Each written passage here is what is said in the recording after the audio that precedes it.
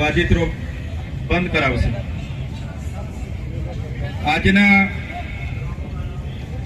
સ્વયંસેવક મિત્રોને વિનંતી છે કે વાજિત્રો ત્યાં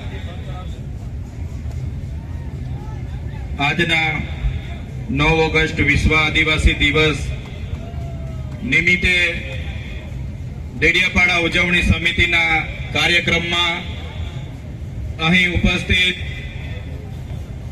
તમામ વડીલો, માતા બહેનો, યુવાનો, ભૂલકાઓ, તમામ જે પણ ક્રાંતિકારી અહીં ઉપસ્થિત થયા છે સૌને મારા સેવા જોહાર છે. ઉલગુલાલ જિંદાબાદ છે.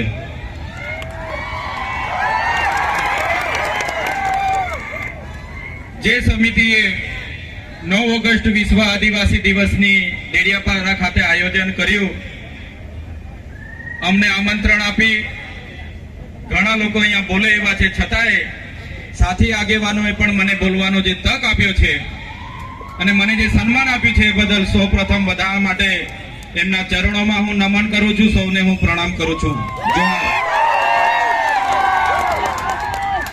આપણે દર વખતે 9 ઓગસ્ટ ઉજવીએ છીએ, હજારોની સંખ્યામાં ભેગા થઈએ છીએ, નાચીએ છીએ, કૂદીએ છીએ, બૂમ બરાડા કરીએ છીએ, પણ આટલી મોટી વસ્તી હોવા છતાં, આટલી એકતા હોવા છતાં જે અત્યાચારો આપણા પર થયા છે એને પણ આપણે નહીં ભૂલવા જોઈએ.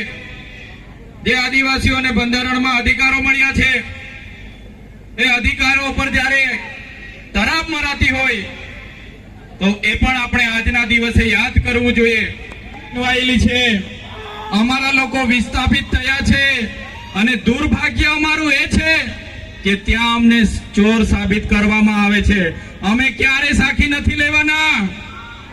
જે લોકોએ અમને ચોર કીધા છે આવનાર દિવસમાં એનો જવાબ પણ એ લોકોએ આપવો પડશે. આઝાદીમાં ગુરુ ગોવિંદસિંહ માનગઢ ખાતે 1500 આદિવાસીઓનો સમૂહ મળ્યો.